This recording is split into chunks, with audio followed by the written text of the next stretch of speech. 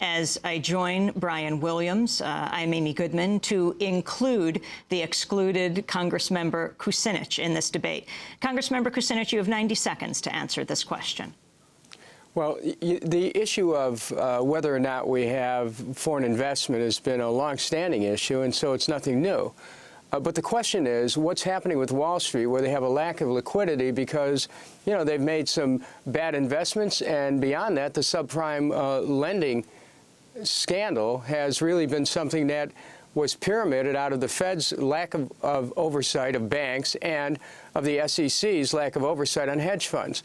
Now, hedge funds have invested mightily in presidential candidates. Senators Clinton, Obama, and Edwards raised substantial amounts of money from those hedge funds that they now claim they're going to have a means of oversight. We have to look at Senator Edwards' record itself. He worked for a year for the Fortress hedge fund, earned $500,000, did not explain exactly what kind of work he did. He apparently went to about a half a dozen meetings. He said that he did this in order to learn about poverty. Meanwhile, Fortress held in his portfolio subprime loans, as well as Medicare privatization, Humana, which more or less have policies that would seem to be antithetical to Senator Edwards' publicly stated positions on policy. I think that it's going to be very important to have a president who's able to challenge frontally the very interests that have been able to escape regulation through these hedge funds, who will be able to protect private investors who may have been brought into the initial public offering of hedge funds, where the transparency is still quite limited, and who will be able to help rebuild the American economy to the point of where we can have a true housing program, people can have housing and gain access to credit. This really goes to the heart of the role of the Federal Reserve. Congressmember Kucinich, your time is up on this question. In this part of the debate, the candidates ask each other questions. This is former Senator John Edwards. And this is about campaign finances. And let me start it by saying the obvious, which is all three of us have raised a great deal of money in this campaign. And so this is not preachy or holier than thou in any possible way. What we know is that all three of us want to do something about health care in this country. And we also know that until recently, Senator Clinton had raised more money from drug companies and insurance companies than any candidate, Democrat or Republican, until you passed her, Senator Obama, recently to go to number one. My question is, do you think these people expect something for this money? Why do they give it? Do they think that it's for good government? Why do they do it? Well, let's be clear, John. I just want to make sure that we understand. I don't take money from federal lobbyists. I don't take money from PACs. As I don't either. As you don't either. What happens is that if you've got a mid-level executive at a drug company or insurance company who is inspired by my message of change, and they send me money, then that's recorded as money from the drug or the insurance industry, even though it's not organized, coordinated, or in any way subject to the problems that you see when lobbyists are given money. Yeah. And I'm proud of the fact that I've raised more money from small donors than anybody else, and that we're getting $25, $50, $100 donations, and we've done very well doing it that way. Now, what I'm also proud of is the fact that in reducing special interest lobbying, I, alone of the candidates here, have actually taken away the power of lobbyists. Part of the reason that you know who's bundling money for various candidates is because of a law I passed this year, which says lobbyists, if you are taking money from anybody and putting it together and then giving it to a member of Congress, that has to be disclosed. Ultimately, what I'd like to see is a system of public financing of campaigns, and I'm a co-sponsor of the proposal that's in the Senate right now. That's what we have to fight for.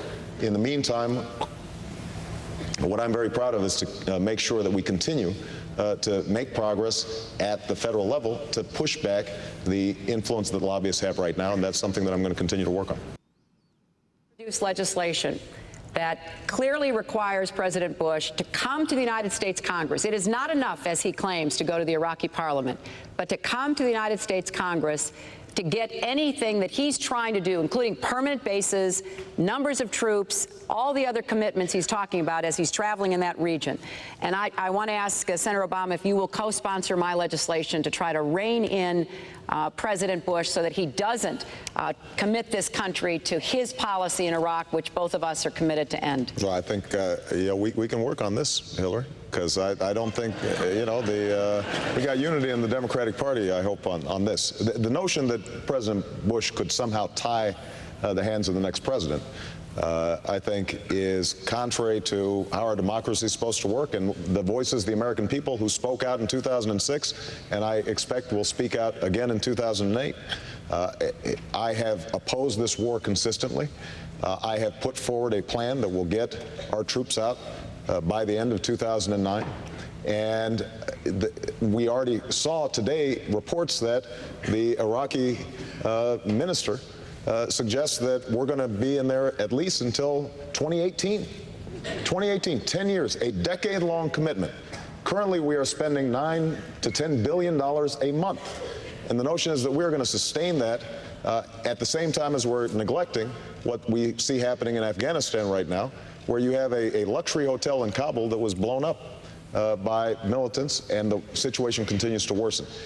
My first job as President of the United States is going to be to call in the Joint Chiefs of Staff and say, you've got a new mission, and that is to responsibly, carefully, but deliberately start to phase out our involvement there and to make sure that we are putting the onus on the Iraqi government to come together and do what they need to do to arrive at peace. Just interrupt here before I give you your question. Would the other two of you join in the 2009 pledge that Senator Obama has made concerning the withdrawal of American troops?